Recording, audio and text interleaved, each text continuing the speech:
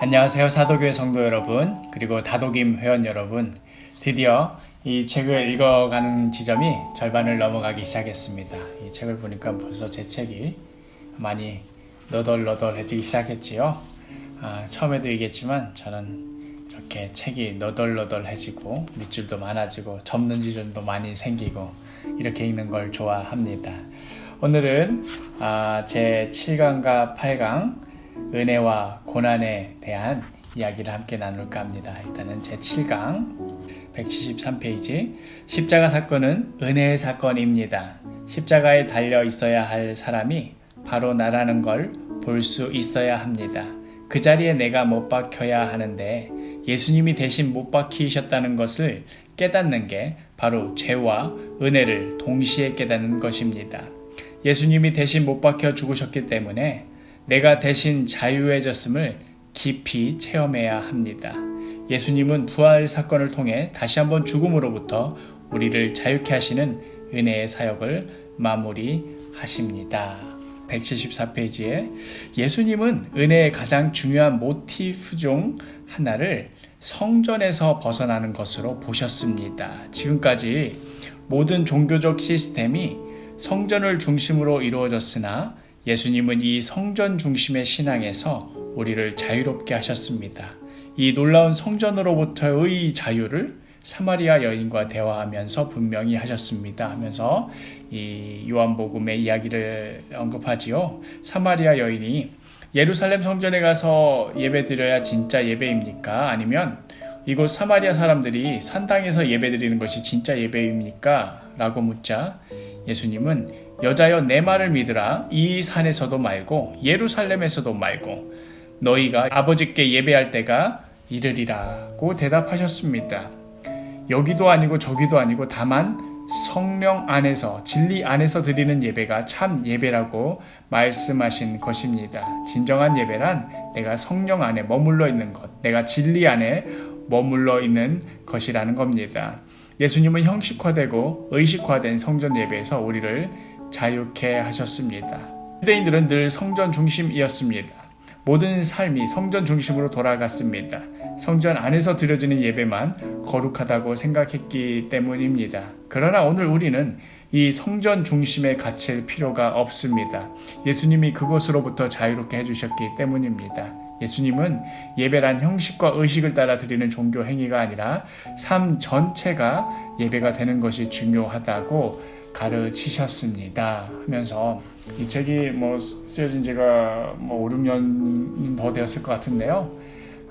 이 코로나 시대에 더욱더 우리에게 울림을 주지 않나 하는 생각이 듭니다. 우리가 예배당에서 모일 수 있든 모일 수 없든 또 사실 우리가 성경을 읽고 찬송을 하고 기도하는 어떤 정형화된 예배의 어떤 의식을 하든 아니면 우리 삶 가운데서 어떤 행위를 하든 이를테면 기저귀를 하든 설거지를 하든 직장에서 동료와 이야기하든 그 모든 것들이 다 예배의 한 모습이라는 것이지요. 또 넘어가면 은혜에 대한 이야기를 하면서 180페이지에 우리 영혼이 아버지를 잃고 헤매다가 하나님을 만난 순간 경험하는 벅찬 감격과 기쁨이 이런 것입니다. 그러니 예배당에 들어서는 순간부터 아빠를 찾는 감격 때문에 눈물이 나는 겁니다. 우리 영혼이 찾은 아빠는 나를 아무 조건 없이 품어주십니다. 내가 어떤 잘못을 해도 용서를 비는 순간 새까맣게 잊어버리는 좋은 아빠입니다. 예수님은 그 아빠를 우리에게 찾아주려고 이 땅에 오셨습니다. 우리 목에 걸린 율법의 목줄을 풀고 아빠에게 달려가게 하려고 이 땅에 오신 것입니다. 하면서 뒤에 이어지는 이 문장, 그런데 우리는 어쩌자고 풀린 목줄을 다시 칭칭 갖고 있는 겁니까? 기도는 이렇게 해야 되고 예배 순서는 이래야 되고 대표 기도는 누가 해야 되고 집사가 장로보다 앞서면 안 되고 목사도 담임 목사가 있고 부목사가 있고 하는 이런 지적들, 정말 참 우리가 몇 주 전 설교 시간에도 함께 나눴지만 솔라 그라치아, 오직 은혜로 그 정신으로 시작했던 우리 교회가 어느덧 이 오직 은혜로의 정신을 많이 잃어버린 건 아닌가 하는 그런 생각이 듭니다. 우리가 되찾아야 할 중요한 본질이겠지요. 그러면서 이 챕터 마지막 185페이지에 은혜는 어디에서 옵니까? 십자가입니다. 십자가가 은혜의 수원지입니다. 십자가에서 흘러나온 은혜는 믿음이라는 수도관과 수도꼭지를 통해 들어와서 나를 차고 넘치게 하고 다시 세상으로 흘러갑니다. 그런데 내 수도꼭지가 잠겨 있으면 은혜가 들어올 수도 없고 세상으로 흘러갈 수도 없습니다. 그러므로 수도꼭지를 잠그지 말고 열어놓으십시오. 은혜의 물은 마르지 않는 생수이므로 조금도 아까워할 게 없습니다. 은혜는 너무나 값진 것이지만 값을 요구하지 않습니다. 이 은혜가 넘치는 사람은 매력적입니다. 사람들이 이 은혜의 사람 곁에 모입니다. 자꾸 보고 싶어 합니다. 얼굴이 예쁘지 않더라도 매력적인 은혜의 사람이 되십시오. 당신을 통해 은혜가 흘러가게 하십시오. 당신 주위로 하나님 나라가 이루어질 것입니다. 하고 마무리를 짓습니다. 우리 사도교회 성도 여러분, 정말 이런 매력적인 은혜의 사람이 되기를 바랍니다. 또 저 자신에게도 바랍니다. 내가 이렇게 매력적인 은혜의 사람이 될 수 있다면 얼마나 좋을까 하는 생각이 들었습니다. 제가 이 영상이 길어질까봐 오늘 오전에 있던 이야기를 길게 할 수 없는데 이것을 편집할지 넣을지는 잘 모르겠는데요. 오늘도 이 보험회사에서 전화 와서 보험 들라고 이런 광고를 하는데 제가 심한 말도 하지 않고 아주 정중한 말투로 조목조목 당신이 지금 나의 시간을 얼마나 빼앗고 있고 또 이러이러한 행위를 통하여서 내가 스트레스가 증가가 되면 그것으로 인해서 암에 걸릴 확률이 더 높아지기 때문에 보험에 들라는 그 취지에 맞지 않는다 이런 식으로 제 나름대로는 조목조목 반박을 했는데 결국은 그분이 힘이 없는 목소리로 끊고 말았습니다. 근데 전화를 끊고 나서도 얼마나 그분께 미안하고 저는 제 나름대로 그분이 계속 저를 설득하려고 하기에 그분의 시간을 줄여드리겠다고 이제 설명하려고 한다시고 했는데 오히려 그분한테 상처를 줄 것 같아서 참 그래요. 왜 목사님 나는 이렇게 말 속에 은혜가 없을까 하는 그런 반성을 오늘 오전 중에 또 기도도 하고 그랬는데 여튼 어렵네요. 은혜의 사람이 된다는 것. 네. 그 다음 8강 고난입니다. 199페이지를 먼저 읽어보겠습니다. 신이 나 대신 고난받는다는 말은 어떤 종교에도 없습니다. 다른 신은 다 고고하고 초월적인 존재입니다. 인간의 고통과 상관이 없습니다. 그들에게 다가가려면 우리가 뭔가를 해야 합니다. 신 때문에 고통을 겪어야 신용이 쌓이는 겁니다. 모든 종교에서는 신에게 다가가기 위해 뭔가를 지불해야 하기 때문에 또 다른 고통이 가중되었습니다. 그 종교들은 모두 거래 시스템으로 만들어 놓았습니다. 주고받는 형태에서 못 벗어나는 겁니다. 그런데 예수님은 그렇지 않습니다. 십자가에서 다 이루셨습니다. 내 죄값을 지불했고 나 대신 고난을 짊어지셨습니다.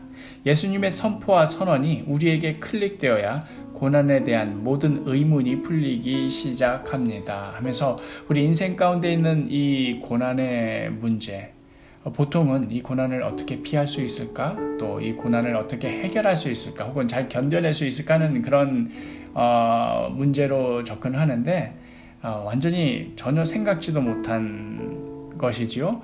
예수님의 선포와 선언, 예수님께서 십자가에서 무엇을 하셨는가와 우리의 고난이 아주 긴밀히 연결되어 있다라고 이 책은 시작을 합니다. 계속해서 205페이지 하나님이 고난을 자처하신 것은 우리에게 닥칠 고난을 해석하고 이해시키기 위해서입니다. 예수님은 출생부터 고난이시더니 한 몸 누일 집도 없이 떠돌아다니셨습니다. 수많은 사람들이 알아보고 쫓는 유명인사가 된 뒤에도 형편은 나아지지 않았습니다. 돈꾀를 맡은 가룟 유다는 배신까지 했습니다. 예수님은 최후의 만찬을 베풀며 가룟 유다에게 마지막까지 기회를 주셨으나 유다는 끝내 배신자로서 최후를 맞이합니다. 하면서 예수님의 삶 자체가 이 땅 가운데서 육신 가운데 거하시는 그 삶 자체가 고난이었다라는 것, 그리고 그 고난을 우리가 이해하지 못하면 우리에게 닥치는 이 고난도 해석되지 않는다는 것, 그러면서 이 205페이지 같은 페이지인데요. 뒤에서 말씀을 듣고 기도한다고 해서 고난이 끝나는 것은 아닙니다. 예수님을 이해한다고 해서 고난이 오지 않는 것도 아닙니다. 다만 고난의 의미와 유익을 알면 어떤 고난도 두렵지 않습니다. 고난에 억눌려 패배하지 않습니다. 오히려 고난의 파도 타기를 즐기는 사람이 됩니다. 하고 계속해서 이어진 206페이지에 교회 다닌다고 고난이 없을 것 같습니까? 그렇지 않습니다. 다른 종교는 고난을 피하는 방법을 가르치지만 기독교는 고난을 감당하라고 가르칩니다. 예수님이 고난 가운데로 뛰어들었기 때문에 우리에게 고난의 의미를 해석해 주셨기 때문에 오히려 고난을 감당하라고 합니다. 예수를 믿는다고 고난이 면제되는 것이 아닙니다. 고난은 계속될 것입니다. 더 큰 고난이 올 수도 있습니다. 그러나 중요한 것은 그 고난을 능히 감당할 수 있는 능력을 주님이 주십니다. 그게 신앙의 힘입니다. 어떤 고난도 두려워하지 않는 담대함과 놀라운 능력을 우리에게 부어 주십니다. 그게 살아계신 하나님의 증거가 됩니다. 마지막으로 208페이지에 결론이죠. 다시 한번 묻습니다. 왜 예수입니까? 그분이 고난을 받으셨기 때문입니다. 왜 예수밖에 없습니까? 그분이 고난의 끝까지 갔기 때문입니다. 왜 예수님 당신만이라고 합니까? 모든 인생은 고난을 피할 수 없기 때문입니다. 고난의 인생 가운데 고난을 해석하고 답을 주는 분은 예수님밖에 없습니다. 다른 이들이 고난을 피하는 길을 얘기할 때 예수님은 고난 가운데로 뛰어드셨고 끝까지 걸어가셨고 우리에게도 그렇게 하라고 말씀하셨습니다. 하면서 인용하는 마가복음 말씀, 누구든지 나를 따라오려거든 자기를 부인하고 자기 십자가를 지고 나를 따를 것이니라. 자기 십자가를 지고 가는 것이 예수님을 따르는 길입니다. 예수님과 함께하는 길입니다. 예수님과 함께하면 십자가가 무겁지 않고 무섭지 않습니다. 하면서 이 장을 마칩니다. 우리 삶 가운데 순간순간마다 찾아오는 이 고난, 그러나 우리가 예수님과 함께 기꺼이 십자가를 짊어지는 그 한 걸음 한 걸음을 내디르며 우리가 하나님을 경험할 수 있고 또 하나님께로부터 흘러나오는 그 풍성함을 누릴 수 있을 것입니다. 고난 사실 피하고 싶지요. 누구라도 맞이하고 싶지 않은 것 분명합니다.